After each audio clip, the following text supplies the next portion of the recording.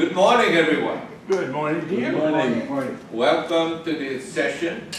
We'll talk about Vietnam Tribunal. First of all, before we begin, I would like to ask all of you to, if you could, turn your iPhone to silence, and we will have this begin. My name is Hai Cao. I'm a Vietnamese American who have lived in this country for almost half a century. I came from Vietnam at the end of April 30 when the Communist Vietnam aggression and invaded South Vietnam.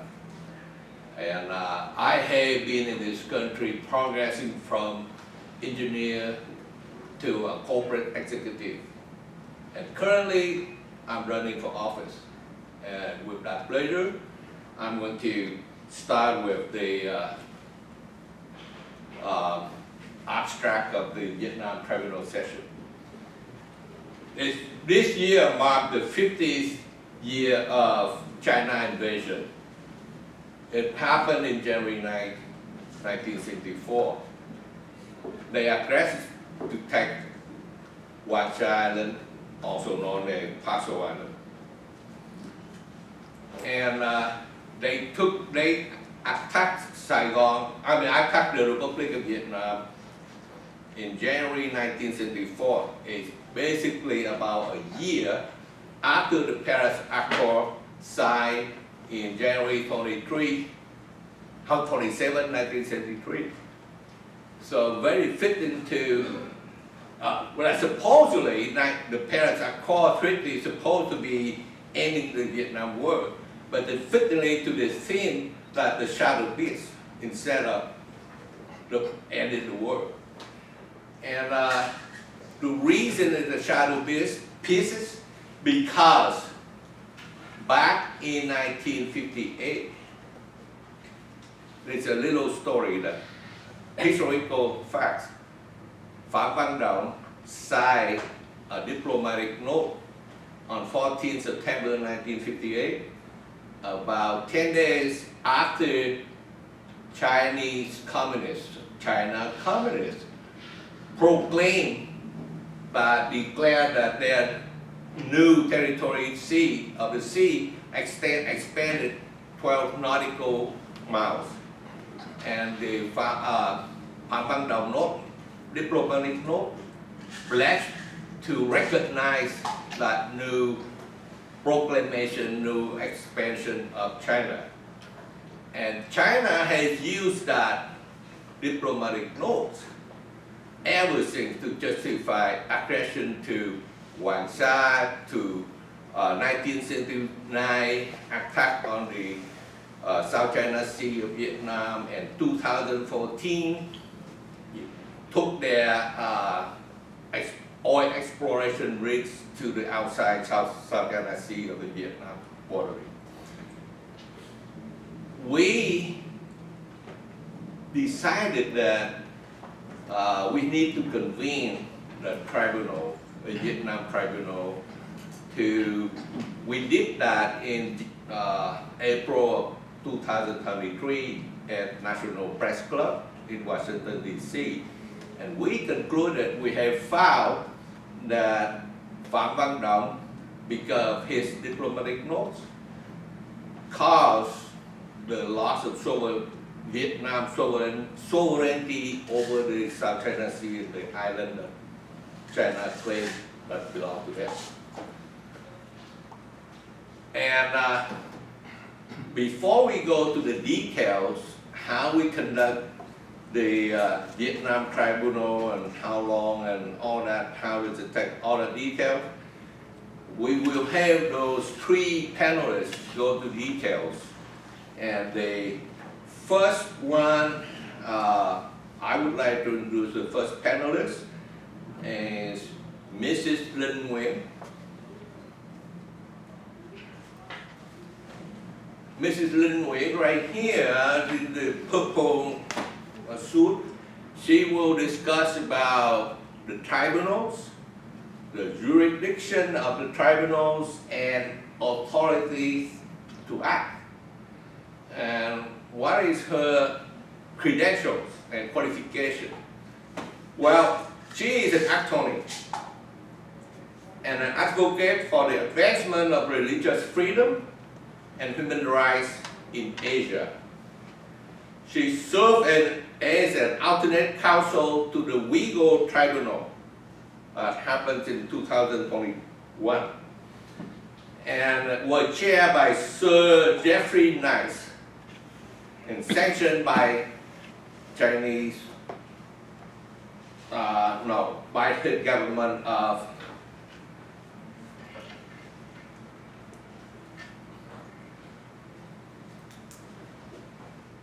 the Uyghur Tribunal was raised to the United Nations. So without further delay, I'm proud and honored to introduce Mrs. Linh Nguyen. Linh, it's all yours. Okay, thank you.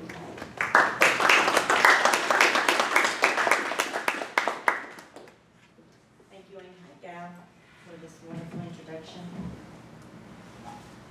Can you open up my book?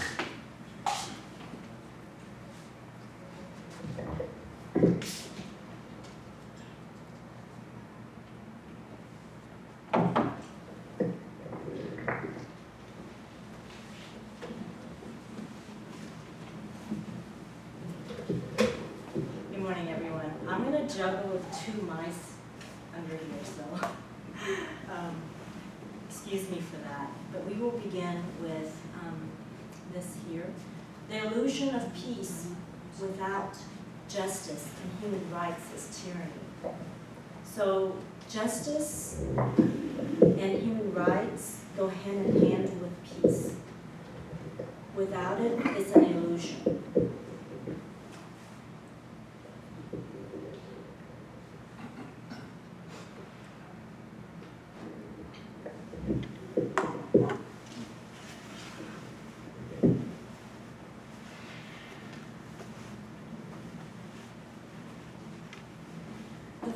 Tribunal was held on April the 23rd, 2023, a little over a year ago. We will have an overview of the jurisdiction and authority to act, the proceedings and the deliberation of the evidence, and the evidence that leads to the findings. So let me start with an important case in 2026 from the Permanent Court of the Arbitration of The Hague.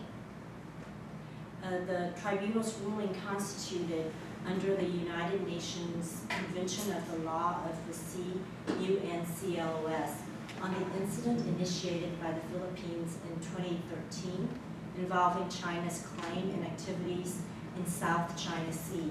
At the heart of the dispute of China's 9-line, an arbitrary and baseless claim covering 90% of the South China Sea.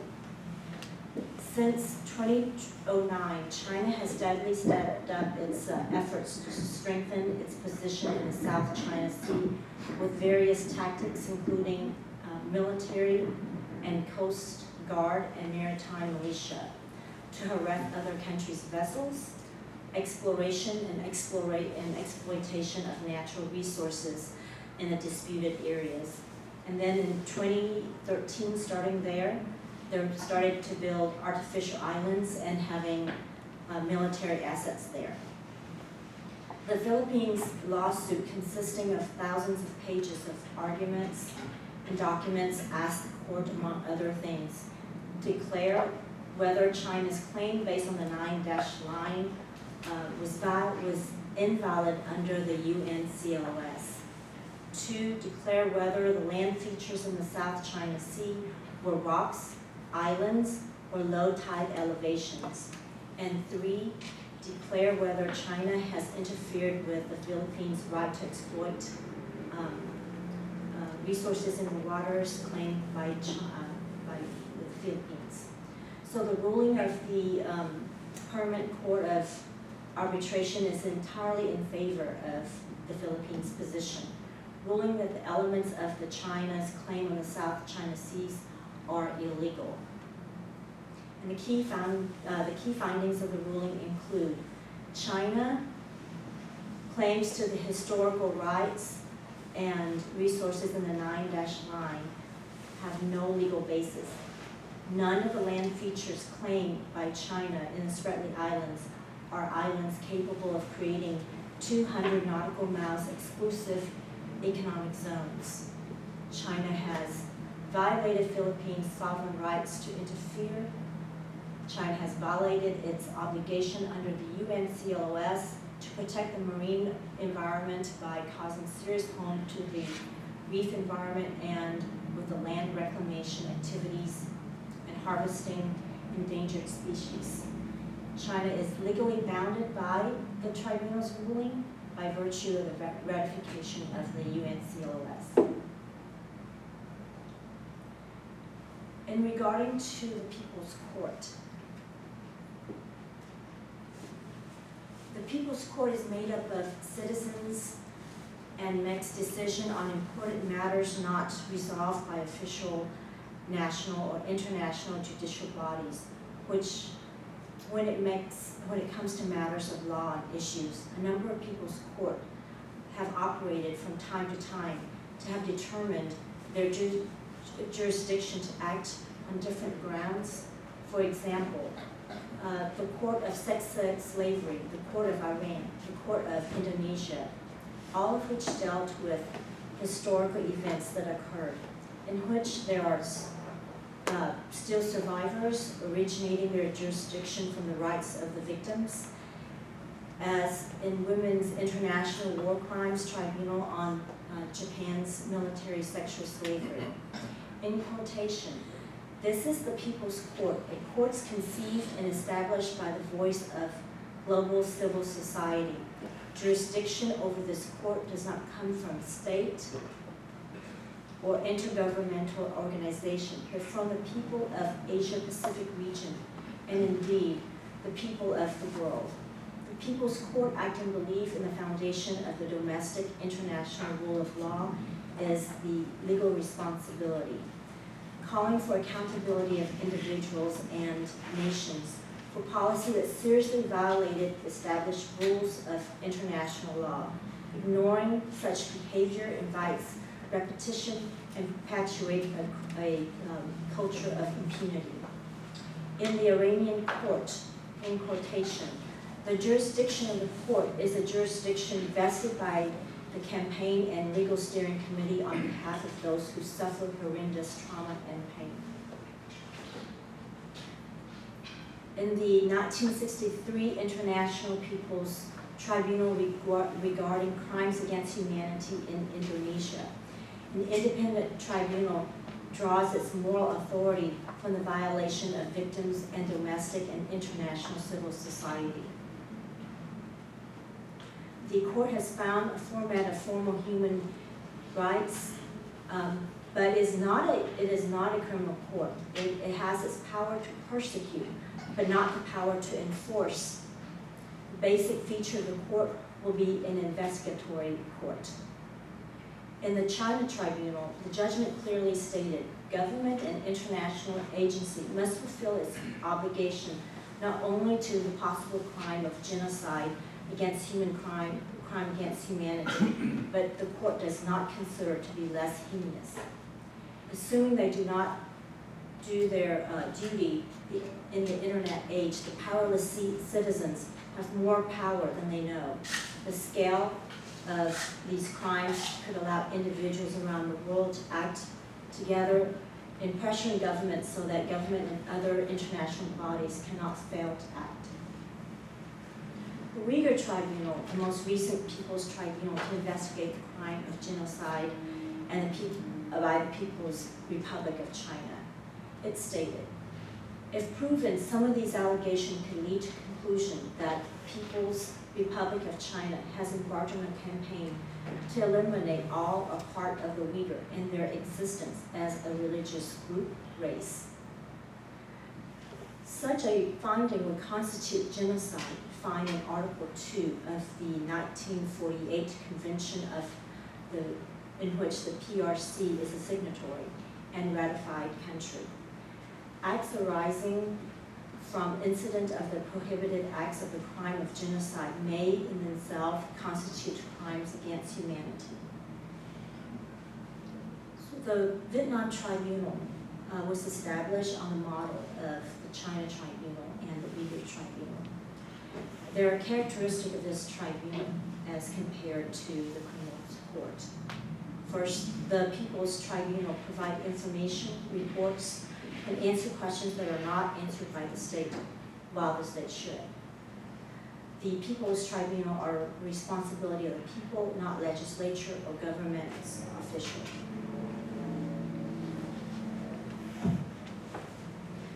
The members of the tribunals are diverse in terms of occupation, gender, and other characteristics. The members of the People's Tribunals are no more interested in the outcomes of the general public, unpaid, and are not allowed to contribute financially. The People's Tribunal collect evidence to find the truth. The tribunal looks to see that other evidence, what evidence really show. The Vietnam Tribunal acts on evidence it received, not on evidence not received. The Vietnam Tribunals find legal consequences based on most vigorous evidence available beyond reasonable doubt, evidence that is easy to understand within the range of facts found, but extremely important before the law. The Vietnam Tribunal provides Vietnamese people with facts and consequences on a legal basis in a complete and vigorous manner, solidly and not reliably for the people to carry out its duties. So sovereignty does not belong to the government, it belongs to the people. People have jurisdiction of, in a referendum of for people in Vietnam, 95% of the people wanted to sue China to protect the sovereignty of the East Sea. The Vietnamese authority has shown that they will not sue China because of complicity or wrongdoing. The People's Court organized by the people to have authority to investigate such complicity and wrongdoing, an action which significantly affects sovereignty of the territorial sea, was accused by diplomatic note in 1958. The referendum of over 5 million people, or 10% of the voters, truly reflects the aspiration of the country. Vietnamese organization in the country and around the world organize the Vietnam Tribunal with the responsibility and the authority entrusted to carry out this aspiration. The authority is given by the International Court to sue China through several stages. The first stage is to investigate the 1958 diplomatic note signed by Phat Văn Dong, the North Vietnam's prime minister, considered by the PRC as their most important evidence on the issue of sovereignty over the Paracel and Spratly and the East Sea, aka the South China Sea. Since ancient times, Vietnam has a separate legal system. Ma Vien once testified with Han King that Vietnam law, compared to the Han law, has 10 more articles. 20 centuries ago, Vietnam has a unique legal system, unmistakable with Chinese law. The Book of the Later Han, volume 76, where the message with treason at the time, in the 6th year, Kiều Vũ, the woman in Yang Ji, was Trung Trắc and her sister Trung Nhi. The counterattack against the district, Trung Trắc was the daughter of La, general of the Mei Ling district, married Thị Trắc, who was so strong and brave. Yang Ji's governor was Do Định, using the law of to compel Trung Trắc. Trung Trắc was angry and rebelled. This showed that the Han law was different from the Vietnam law.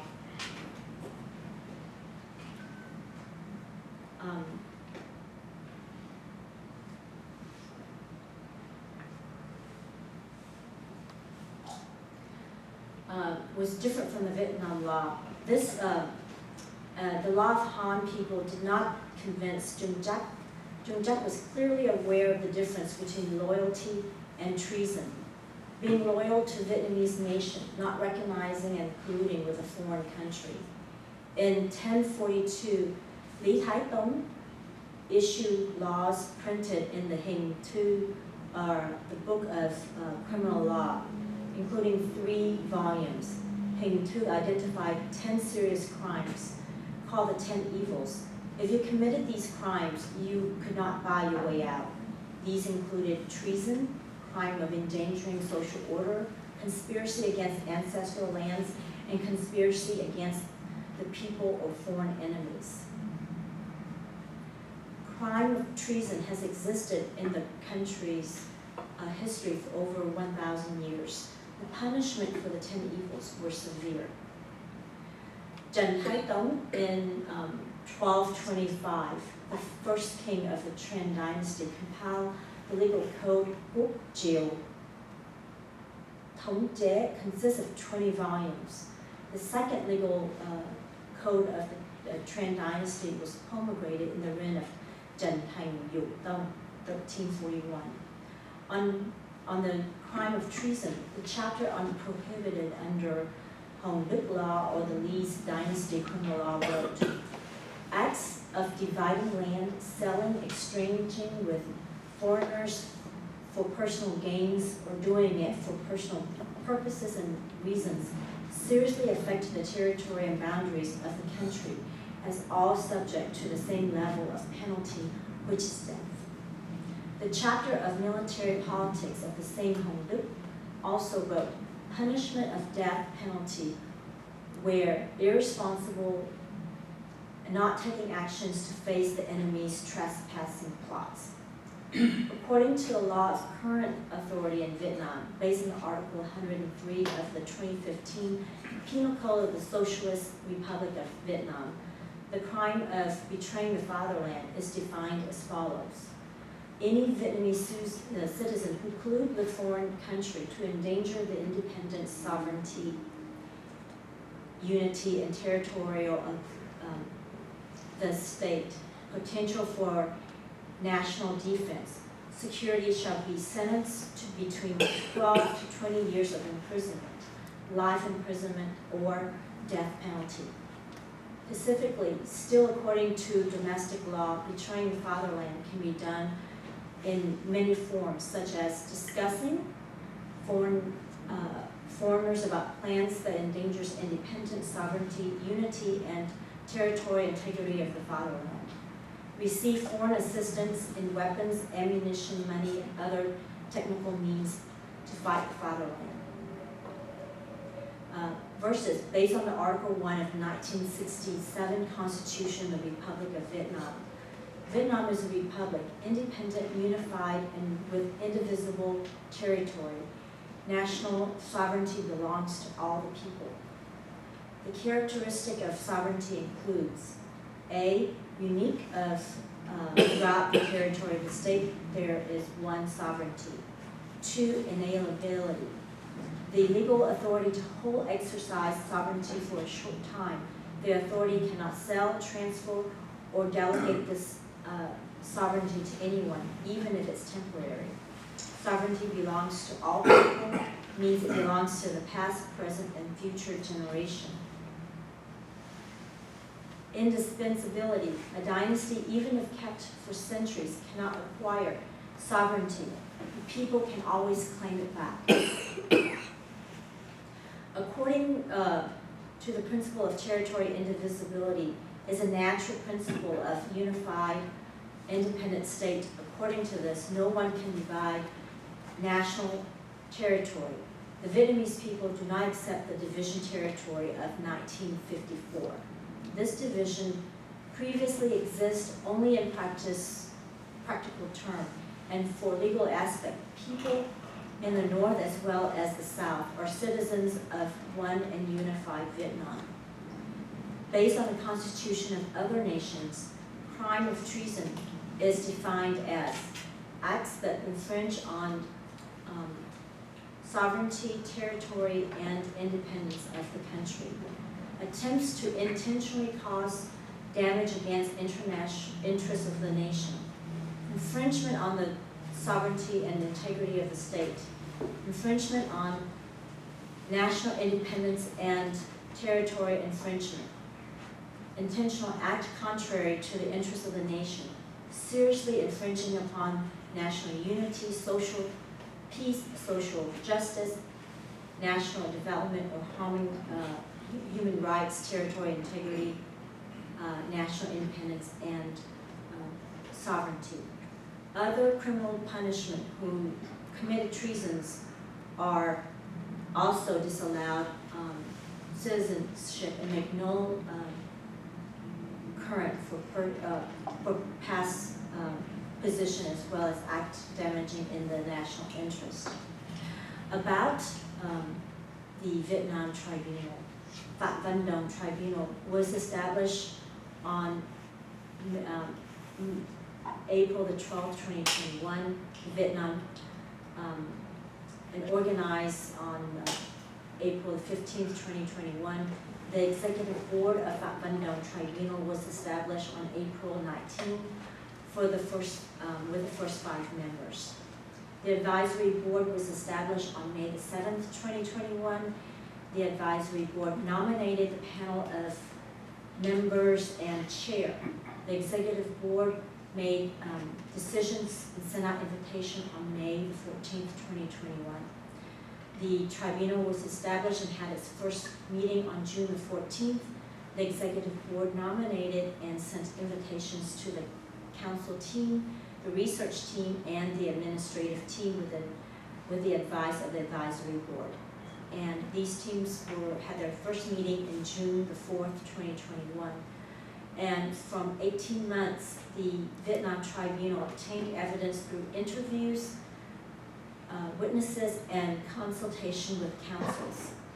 The Vietnam Tribunal had hearings in 2 days from April the 3rd, 4th, 2023.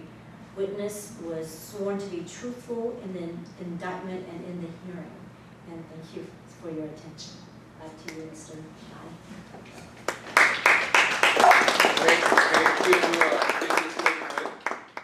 And please refrain all your questions until the question and answer session.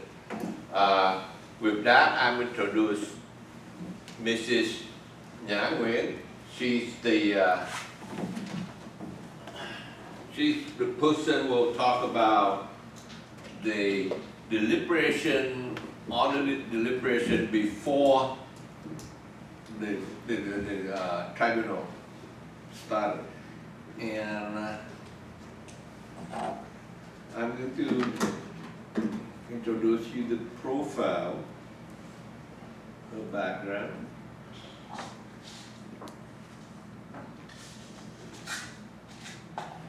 So Mrs. Nguyen, she has a master's degree in mental health, and she is a licensed PC professional working for the Harris Center for Mental Health and IDD. She has experiences working with high school students, seniors, children, young adults, Vietnamese refugees, and immigrants, former political prisoner and post-Vietnam War U.S. veteran, and the underprivileged population. So I'm honored to introduce to you Ms. Nguyen. She's the yellow jacket. Thank you, Mr. Campaign. Can you hear me very well? No. The mics are only going to the recording. This one? No, this one. I don't hear you too well.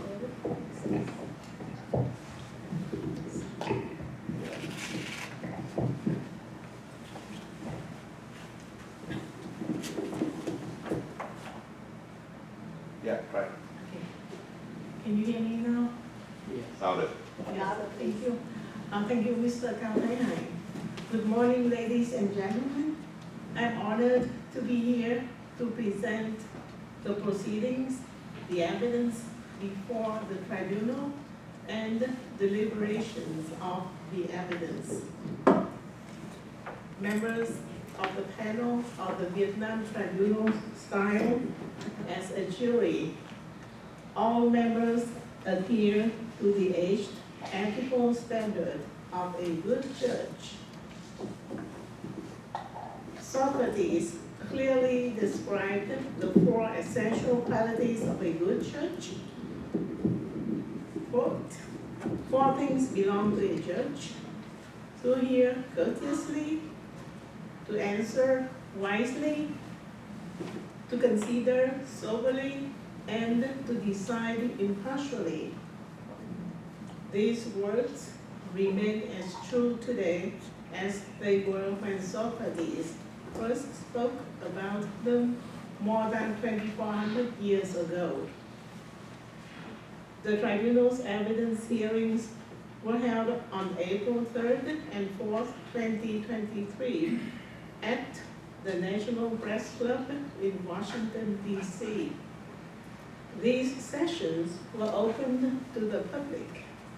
The tribunal met in person to hear evidence from witnesses. The members of the public attended in person and online with proceedings in English and Vietnamese. Witnesses related their personal experience of events to the tribunal. Every witness produced in advance a witness statement. The testimonies were given in Vietnamese. The witnesses were asked to confirm the truthfulness of their statements and evidence. For 2 days, April 3rd and the 4th, 2023, the tribunal panel listened to and questions 11 witnesses and experts, deliberated and decided on the judgment regarding the 1958 diplomatic note and Phạm Văn Đồng. Who signed the diplomatic note? Phạm Văn Đồng was a prime minister of the Democratic Republic of Vietnam, or North Vietnam. The 1958 diplomatic note has 2 main parts. First, the government of the Democratic Republic of Vietnam acknowledges and endorses the declaration dated September 4, 1958 of the government of the People's Republic of China, deciding on China's territorial waters. Second, the government of the Democratic Republic of Vietnam respects that decision and will direct its responsible state bodies to strictly respect the 12 nautical mile territorial sea of China in all its relations with the People's Republic of China on the surface of the sea. So, the declaration by China on September 1958 stated that the Xisha or Paracel and Nansha or Spratly Islands belonged to China. The facts found on the case were not only based on evidence presented to the panel members through testimony, but also from the following exhibits.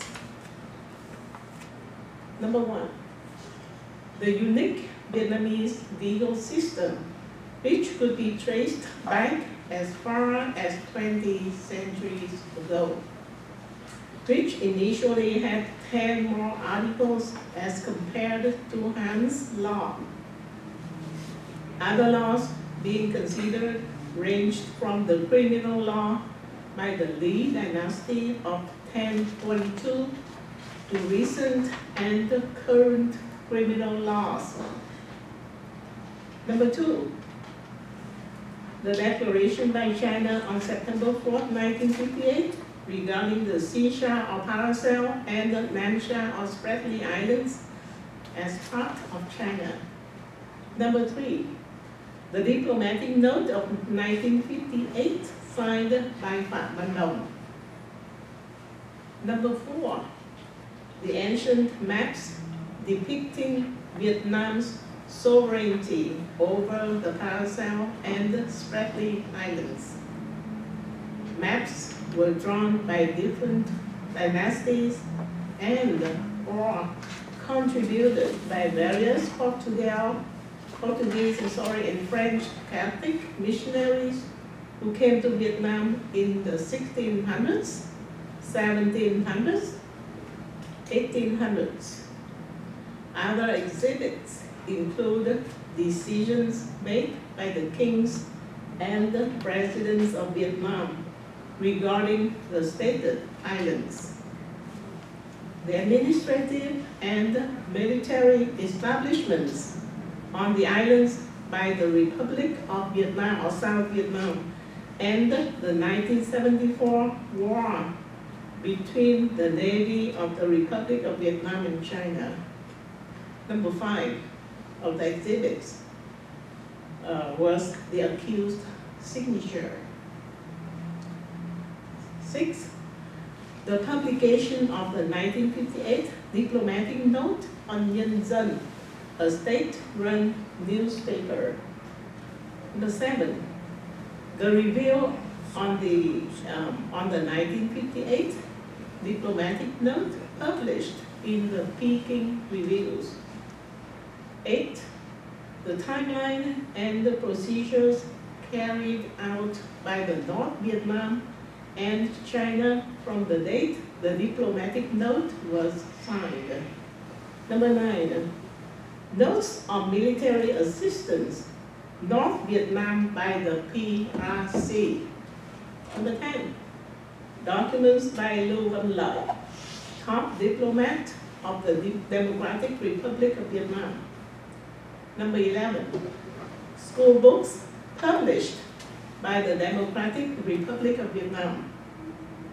Number 12, maps issued by the accused office with Spratly and the Paracel Islands in Chinese names.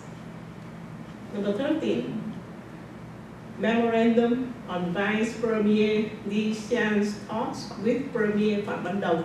You know, at that time we use the term Premier more French than Prime Minister. Number 14, justifications by the Democratic Republic of Vietnam.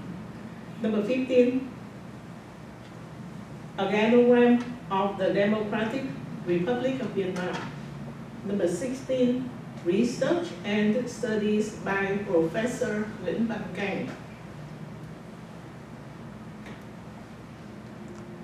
The judgment of the Vietnam Tribunal was that failure to oppose and the acknowledgement and endorsement of the PRC's declaration on September 4, 1958 were collusion with a foreign country to jeopardize the independence, sovereignty, unity, and territorial integrity of Vietnam.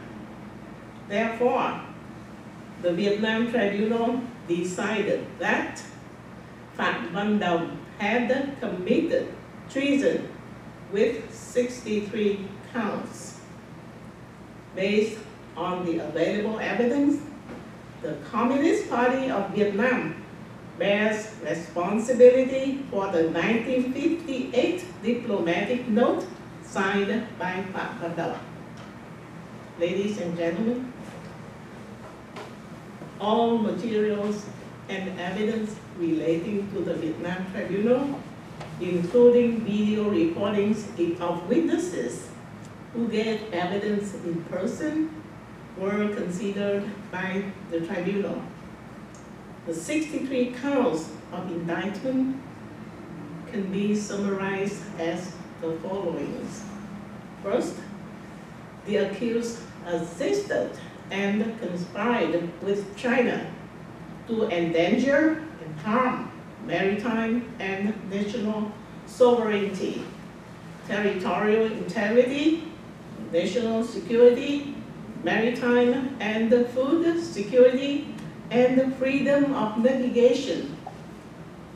Second, the accused conspired to harm and cause harm to maritime and national sovereignty, territorial integrity, national security, maritime and food security, and freedom of navigation. Third, the accused betrayed his duties to maritime and national sovereignty, territorial integrity, national security, maritime and food security, and freedom of navigation.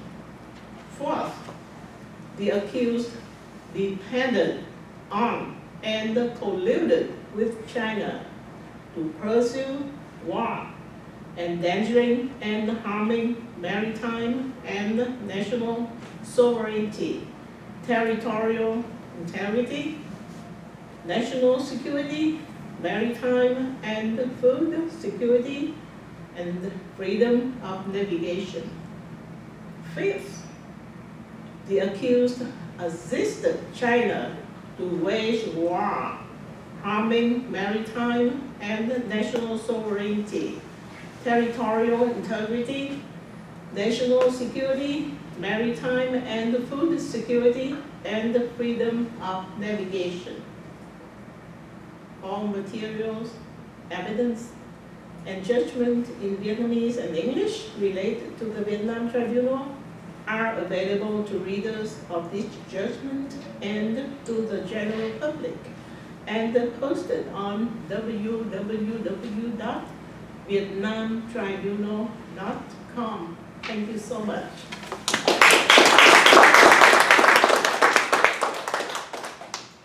Thank you, Mrs. Vang Yang.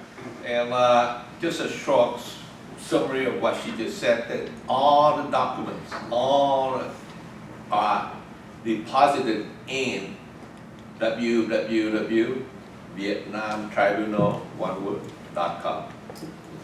And last but not least, as in any court, we have to present evidence in order to adjudicate Phạm Văn Đồng and the Communist Party of the 1958 diplomatic notes.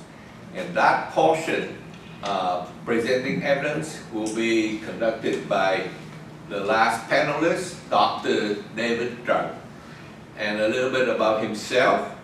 Dr. David Tran is a member of the American Academy of Child and Adolescent Psychiatry.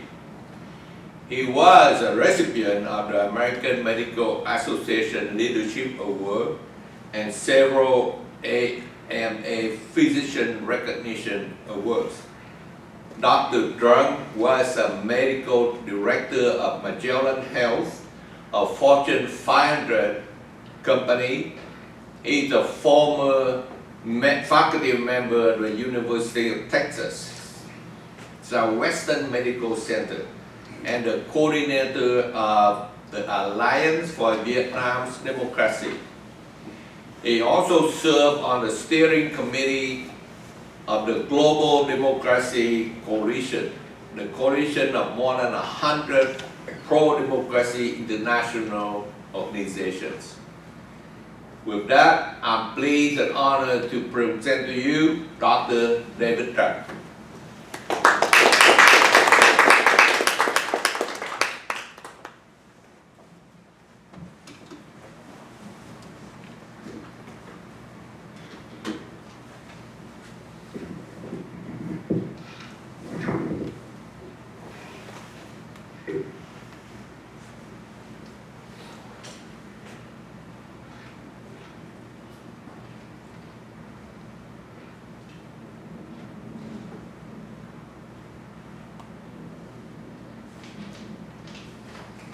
Can you hear me okay?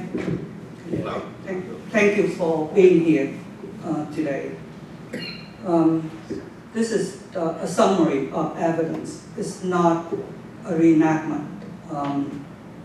So I will go through this very quickly. This process took 2 days. I'm just going to have 30 minutes to go over it. On the screen is a slide on the left of the photocopy of the diplomatic note. On September 14, 1958, Prime Minister of the Democratic Republic of Vietnam sent a diplomatic note to Nguyen, Prime Minister of the People's Republic of China, which stated verbatim as follows. Dear Comrade Prime Minister, we pleased to inform Comrade Prime Minister, the government of the Democratic Republic of Vietnam acknowledges and endorses the declaration dated September 4, 1958, of the government of the People's Republic of China, deciding on China's territorial waters. The government of the Democratic Republic of Vietnam respects that decision and will direct its responsible state bodies to strictly respect the 12 nautical mile territorial sea of China in all its relations with the People's Republic of China on the surface of the sea. Hanoi, September 14, 1958, Phạm Văn Đồng, Prime Minister of the Democratic Republic of Vietnam. This is a comparison of his signatures on the diplomatic note at the right bottom corner compared to other documents that he signed, even including a book that had a book signing event in 1983. Also, Phạm Văn Đồng, the accused, will be referred in my presentation as the accused, has never denied signing the diplomatic note. We made reference about the declaration by China on September 4, 1958. This is the whole declaration. It's stated the breadth of the territorial sea of the People's Republic of China shall be 12 nautical miles. This provision applies to all territories of the People's Republic of China, including the Chinese mainland and its coastal islands, as well as Taiwan and its surrounding islands. The Penghu Islands, all other islands belonging to China, which are separated from the mainland and its coastal islands by the high seas. The principle provided likewise apply to Taiwan and its surrounding islands, the Penghu Islands, the Tumsha Island, the Sisha Island, the Junsha Island, the Nansha Islands, and all the other islands belonging to China.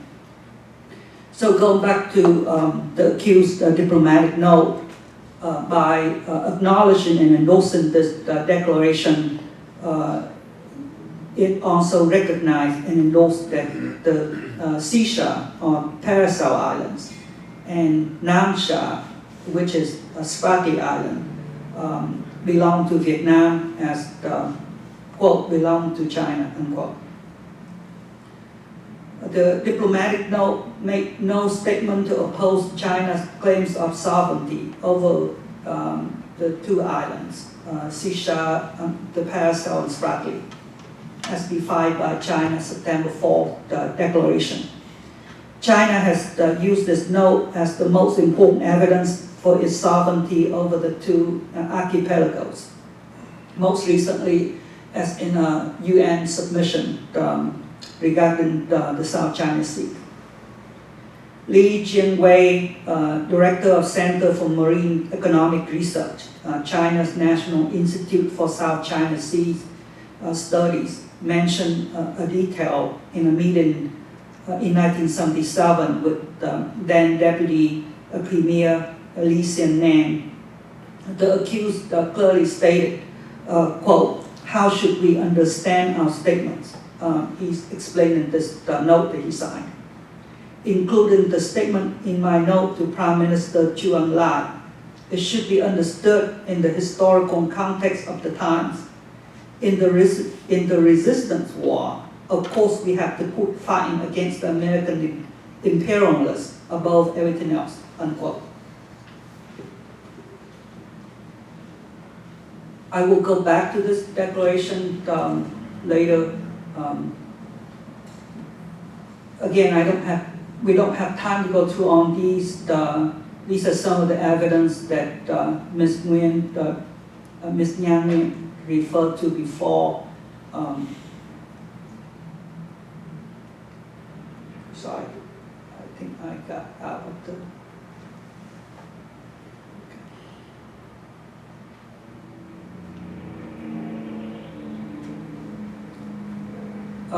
These are some of the maps showing Vietnam's ownership of Paracel and Spratly, going back to the 17th, 16th century. This is one from the 19th century. This is the map in 1594. There's a map that's stating that Paracel belonged to Vietnam in 1606. There's some more ancient map that we won't have time to go into.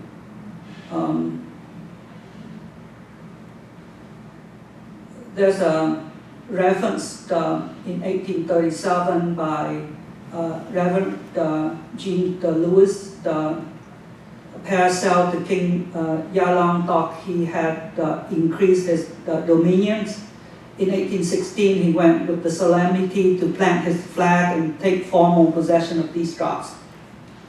I want to recognize someone in the audience, Dr. Stephen Young, for providing this evidence.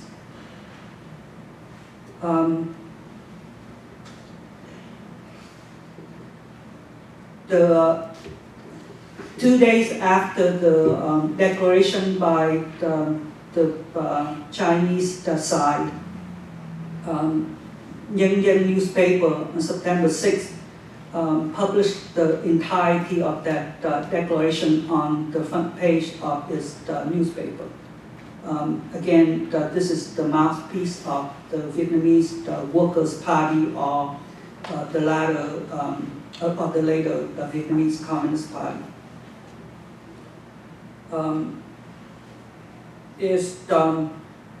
And there was no protest from this official newspaper. In fact, the next day, under the commentary on September 7, 1958, under the title "Whoever Trespasses China's territories is an invader," the commentary wrote, "Therefore, the government of the People's Republic of China issue a declaration stipulating China's territorial waters are completely legitimate matter to protect China's sovereignty and territorial integrity." This is the same newspaper, September 11, 1958. You have to understand that this is the only newspaper in the country, in North Vietnam at the time.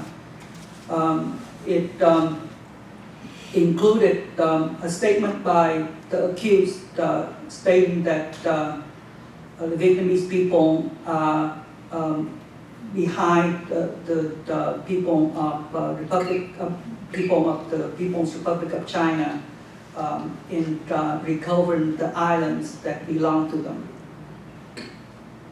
On September 22nd, 1958, the newspaper republished the accused diplomatic note under the title, quote, "The government of the Democratic Republic of Vietnam recognizes China's decision on its territorial waters."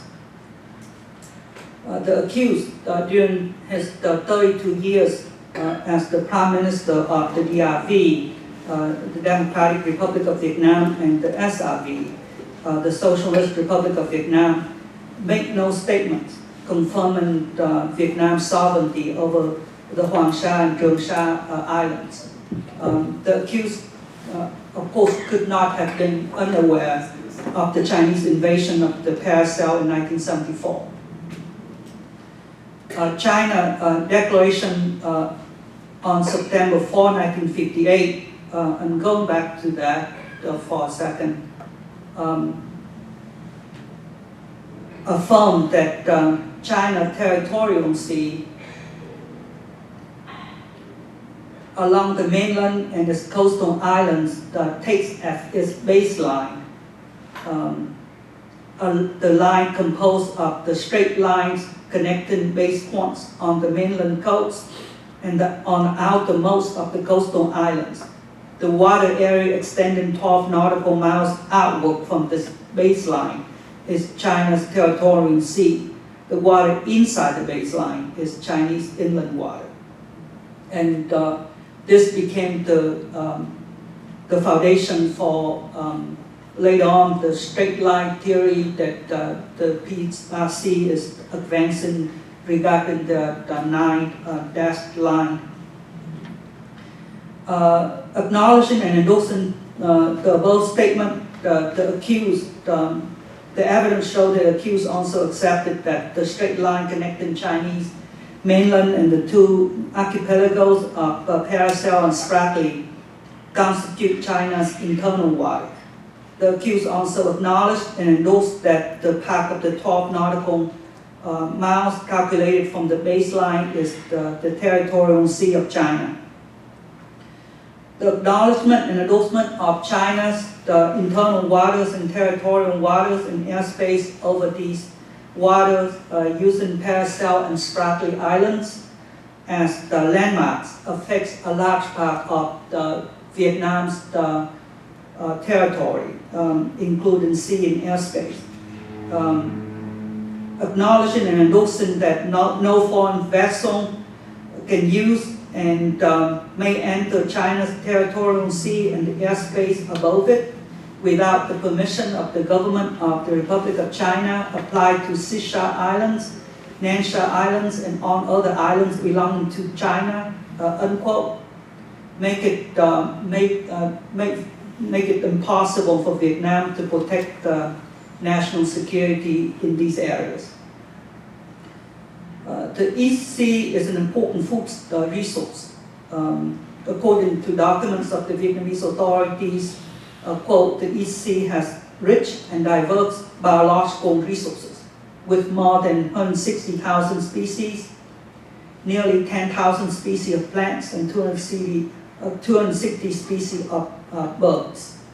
The reserve for marine animals is estimated at 32.5 billion tons, of which fish account for 86% of total reserve.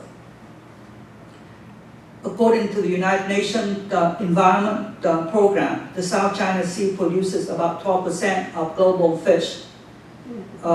China's declaration and establishment of a, quote, no fishing zone in the South China Sea from May 1st, which is in 2 weeks, to August 1st of every year, and the construction of artificial islands in the Spratly Islands that China has occupied since 1988 have a direct impact on national and regional food security, with total losses of approximately $4 billion per year and fishery alone of more than $400 million per year.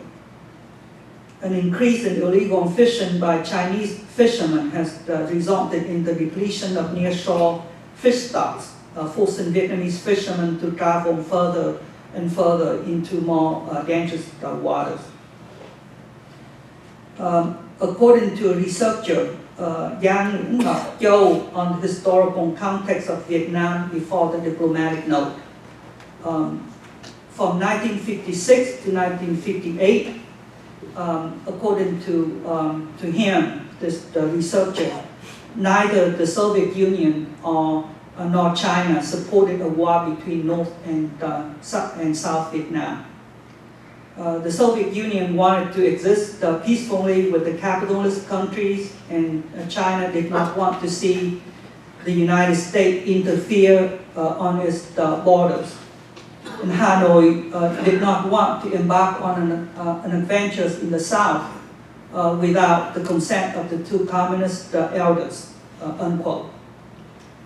In 1956, China's priority was for economic development. Their stated goal was to surpass that of Great Britain within 5 years. After the diplomatic note, there was a clear change within the policy of the DRV and the PRC. The Resolution 15 passed at the 15th Conference of the Central Committee of the VCP Politburo, held in 1959, was a complete revision of the strategy for the South. According to this VCP, Vietnamese Communist Party document, a united front had to be created as a, quote, non-communist organization, unquote, in the South. And a more general uprising strategy was decided. After that meeting in 1959, Ho Chi Minh flew to Beijing and Moscow to get approval from the two elder communist parties to send troops to the South secretly and to apply for economic aid. 2 treaties were signed with China for an additional 100 million yuan in non-refundable aid and 300 million yuan in long-term credit. In 1959, the 559 military convoy was established to build a road from North to South Vietnam through Laos, the so-called National Highway 559, which was also called the Ho Chi Minh Trail, and also the Yan River fishing team ship, which was actually to send people and equipment from the South, to the South by sea. In 1960, Lê Duẩn returned to Hanoi and was elected General Secretary of the Politburo, which meant that the faction that wanted to invade the South had taken over. The clear change in policy in invading the South before and after the diplomatic note on September 14, 1958, proved that the DRV has been supported by China in this strategy. According to Beijing Review, on March 30th, 1979, Phạm Văn Đồng admitted that Hanoi recognized China's sovereignty in 1958 to avoid a dispute that would lead to Beijing reducing aid to the DRV. The VCP, the government of the Socialist Republic of Vietnam, did not object to this admission. In 1958, before the accused signed the diplomatic note, China did not want to participate in Vietnam for fear they would lead to American participation in the war. Thus, when France withdrew from Vietnam in 1954, China was keen to reduce tensions in Southeast Asia. They didn't want to have another Korean War on its southern borders. 1958 was, however, the time when the Vietnamese Workers' Party, the future VCP, paid more attention to the invasion of the South.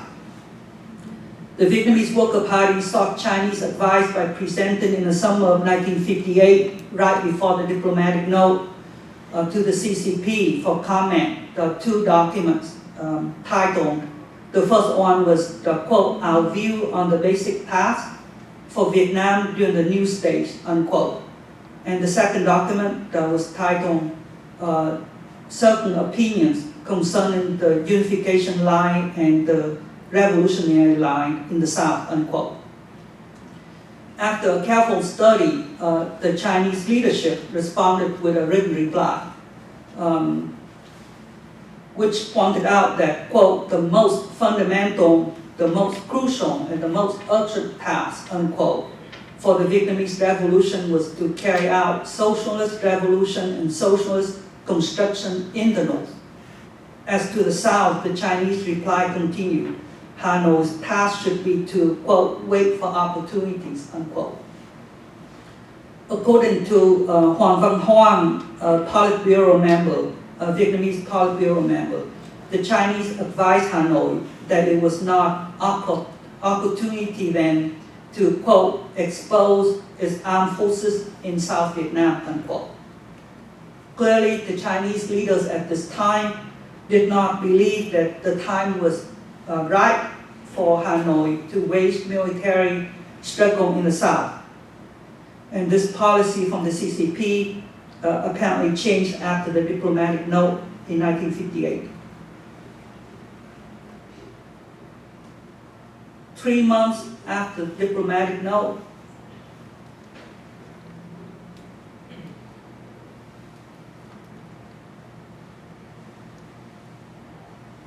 sorry, technical problem. Andrew, Got it. we need help. Got it. Oh, okay.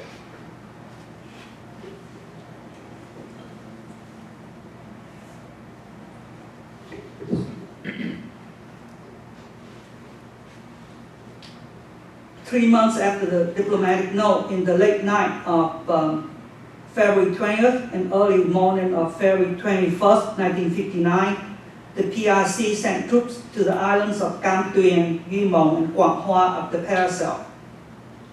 The Republic of Vietnam Navy fiercely fought back. The Chinese boat still did not withdraw, causing the South Vietnamese Navy to open fire and capture 82 people and 5 Chinese boats. In October of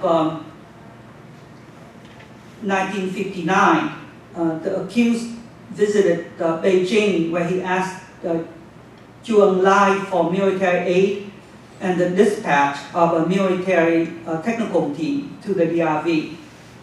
A month later, this Chinese delegation came to Vietnam in a fact-finding mission. Before its departure to Vietnam, Deng Ai Ping, Deputy Chief of Staff of the People's Liberation Army, the PLA of the PRC, informed the team of China's position on aid to the DRV. He told this team, quote, China would satisfy whatever request the North Vietnamese put forward, so long as China was in a position to do so, unquote. On behalf of the VCP Politburo, Prime Minister Phạm Văn Đồng mentioned 3 times in his conversation with this delegation that the DRV had high hopes for China's help. Based on the delegation recommendation, the CCP began to aid the VCP to invade the South. In January 1960, the DRV asked Chu Ân Lai for 500 million yuan. Responding to the accused, Chu Ân Lai said that he could lend them a larger amount of money. And he felt the 500 million was not sufficient. In 1961, the accused visited Beijing to ask for aid. Chu Ân Lai went on to emphasize, quote, blending legal and illegal struggle and combining political and military approaches, unquote. During the meetings between the accused, Võ Nguyên Giáp, who was the military leader, and Chu Ân Lai between April 7 and 11, Chu Ân Lai instructed the VCP to, quote, continue to escalate the war, unquote. The accused pointed out that the strategy Hanoi used was based on advice from China. According to a letter written by the Soviet embassy in North Vietnam in August 1967, the accused and Võ Nguyên Giáp, the military leader of the North Vietnam, solemnly promised to China to continue the war. On May 7, 1968, Chu Ân Lai told Sun Thủy Y, another Politburo member, that, quote, Comrade Mao Zedong allows Comrade Phạm Văn Đồng to discuss with the U.S., but he has to be in the upper hand.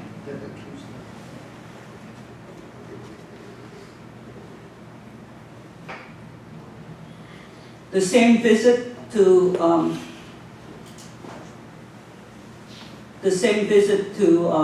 to Beijing, the letter might be too small, so I'll read it out to you.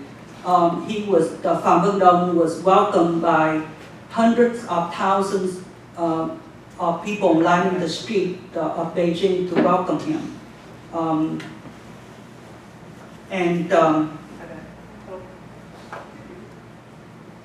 This is a picture of Peking's welcome to Premier Phạm Văn Đồng from the Peking Review. And the PRC thanked Phạm Văn Đồng for protecting the PRC territorial integrity.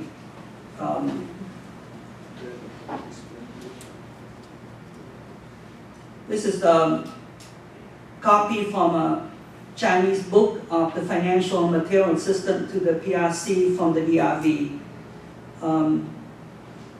Some pictures from the PLA soldiers in North Vietnamese military uniform.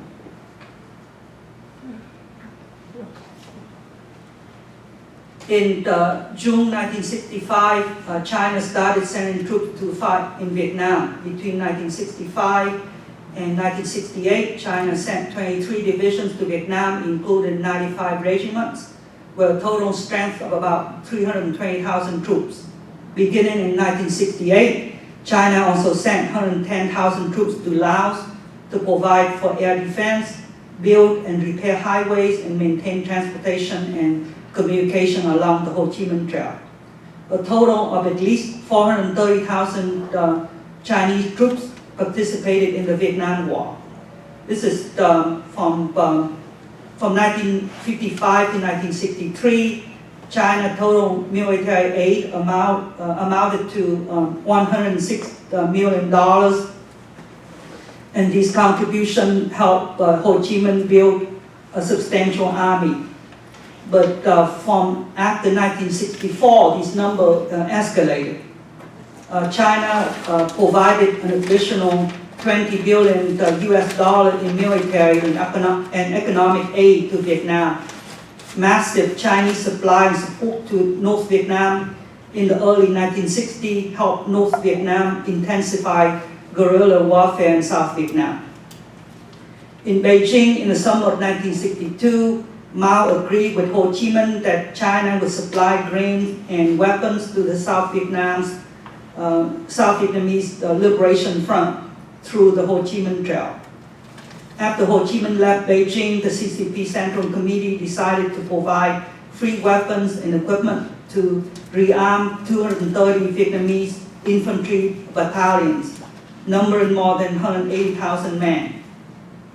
In March of 1963, Chief of the General Staff of the People's Liberation Army led a military delegation to Hanoi to discuss in more detail how to support the Viet Cong in South Vietnam. In 1964, the Central Committee of the CCP reached an agreement that China would continue its military and economic aid to North Vietnam, even as China was facing bankruptcy. Premier Chu Eng Lai explained that the foreign aid policy to his minister at the State Council Executive meeting on July 18, 1964. We must seize the moment and take a firm grasp of the central issue of our economic foreign policy, he said, because the current international situation offers, quote, a great opportunity, unquote, for the PRC to increase its influence among the Southeast Asian nations.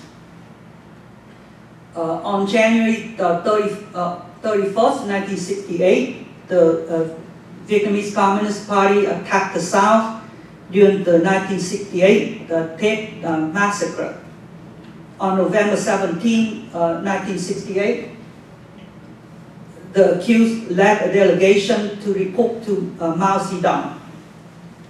He told Mao Zedong, quote, our victory in the South to a large extent due to the support as well as encouragement of the Chinese people and of Chairman Mao. and quote, we forced the US military into the bunker because of the artillery that China gave us, unquote. In January 1974, China forcibly occupied Paracel and neighboring islands. Zhuang Lai was the main protagonist for this work, formed by a 5-man group within the CCP Politburo, which included Deng Xiaoping at the time. Reacting to the Chinese occupation of the Paracel, Hanoi simply said that, quote, relevant countries must resolve such disputes by negotiation and in the spirit of equality, mutual respect, and good neighborliness, unquote. We interviewed a major in the Army of Republic of Vietnam, Major Phạm Văn Hồng, who was present in the naval battle of the Paracels on January 19, 1974.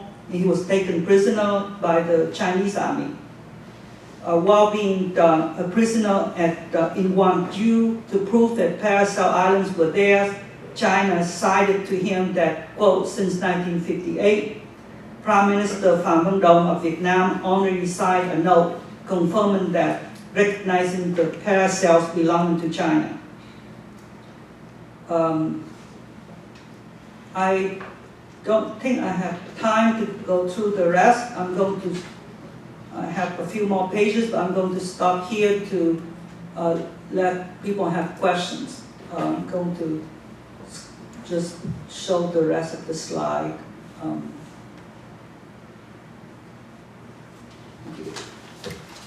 Thank you, Dr. Tran. So we open for questions. So yes, Steve. Have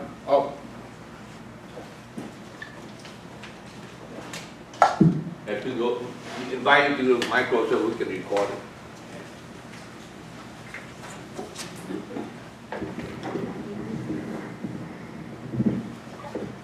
At a Texas Tech conference, probably around the year 2000, I don't remember the year it was, they presented a paper presenting very similar indictment, but they included actions taken by the North Vietnamese to surrender areas around on the Chinese border, as well as the islands themselves. I was looking for that paper before I came to this conference, but didn't find it. I got it somewhere hiding away. I believe it was done by Wang Hui, and there are copies of that around. The real question I have is, there were, both in Vietnam and particularly in the United States, there were protests against the Chinese occupation of the islands in more recent years. But what about the government policy? What about government statements? The SRV statements about the ownership of the islands when the Chinese began to actually fortify the islands. How did they rationalize it, or did they just ignore it? Because there were popular protests, even in Vietnam, about the islands. So how did that come about? Thank you, Steve. So who wants to answer that? Dr. Tran?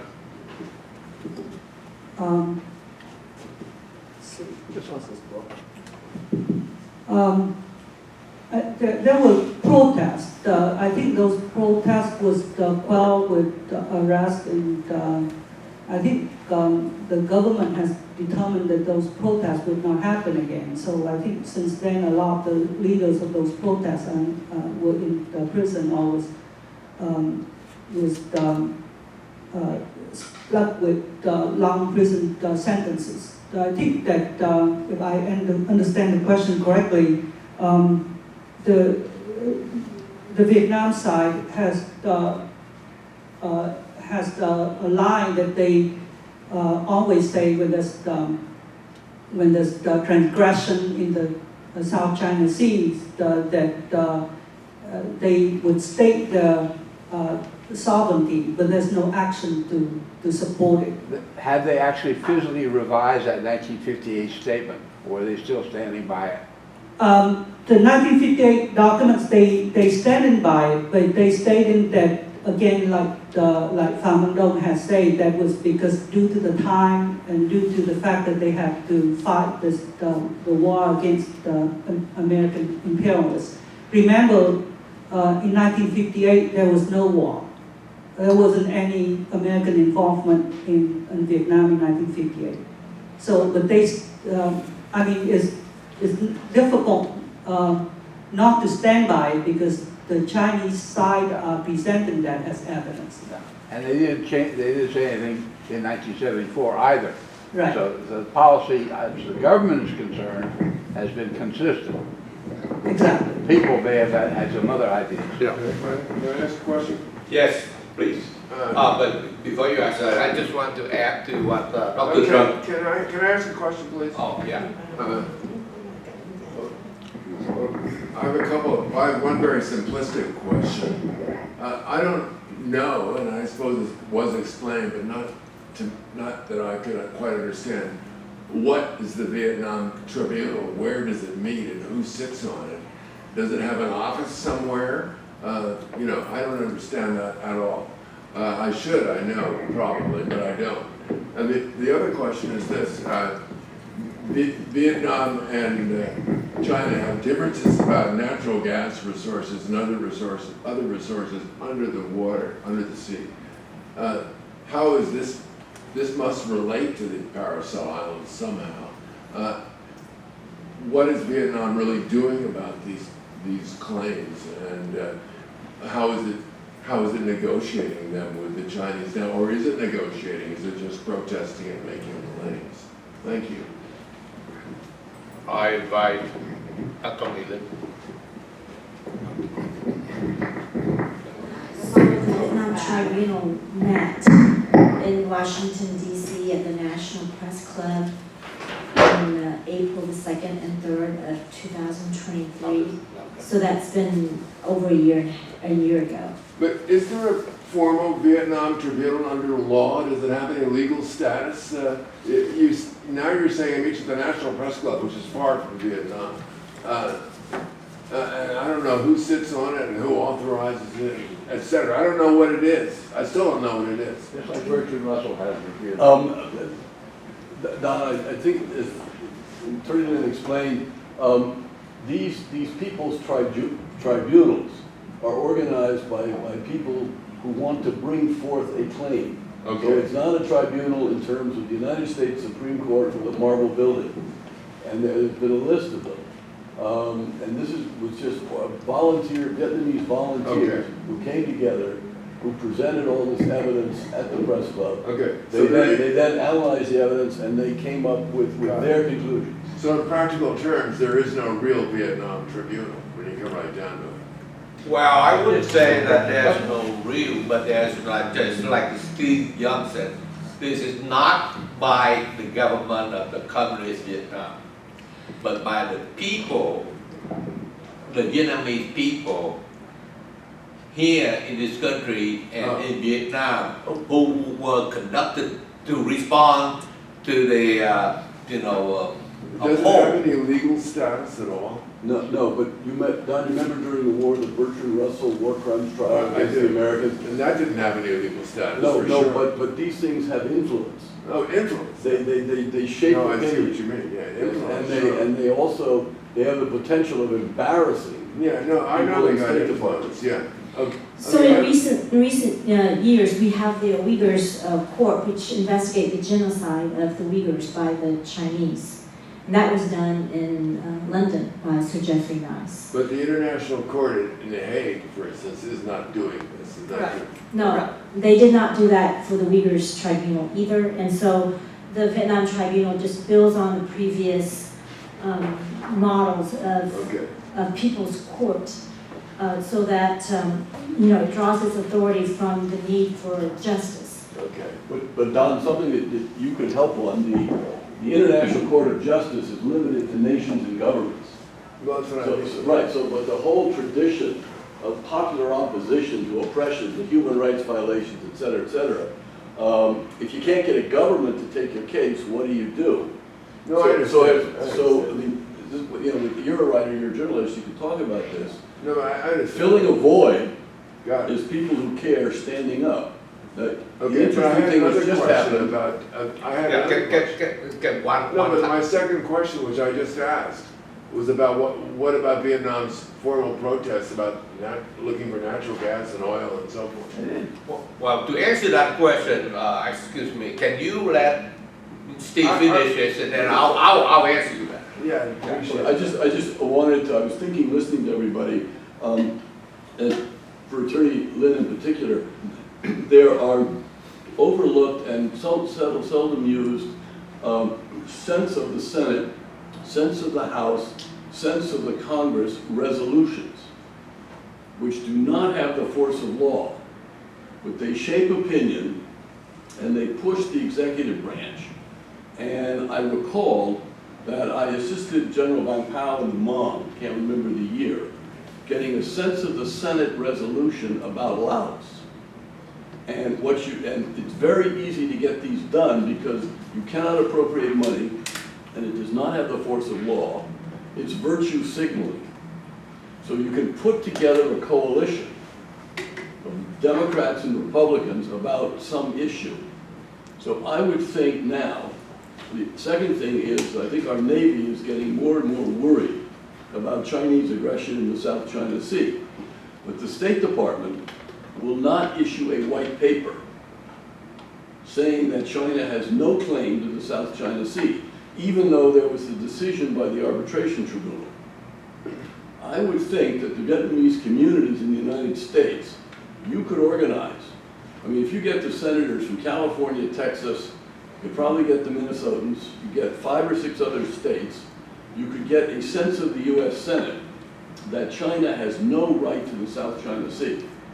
And this might be a good investment of Vietnamese leadership time, which would also then create an environment where the US Navy could talk to the State Department and say the United States needs a white paper, officially taking the position, challenging the Chinese, that never in history have they ever had any title to the South China Sea. Just a thought.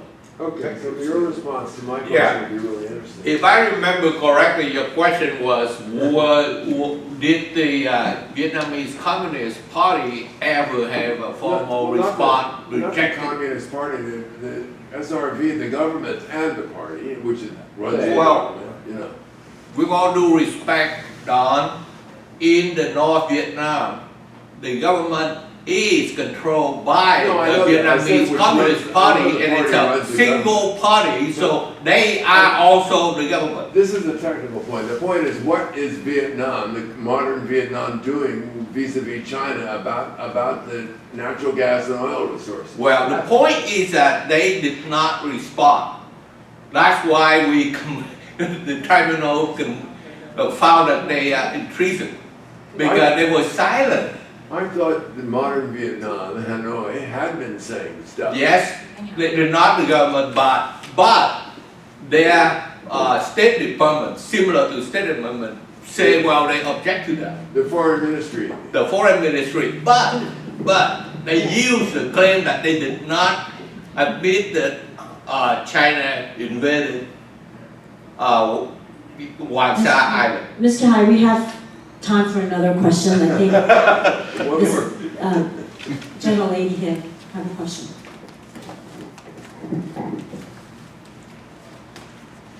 Hi, I have a question for Lynn. Closer to the mic, please.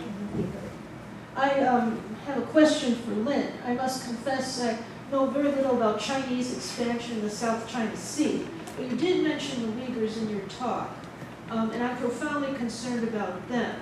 How do you think Washington should deal with Chinese violations of international law?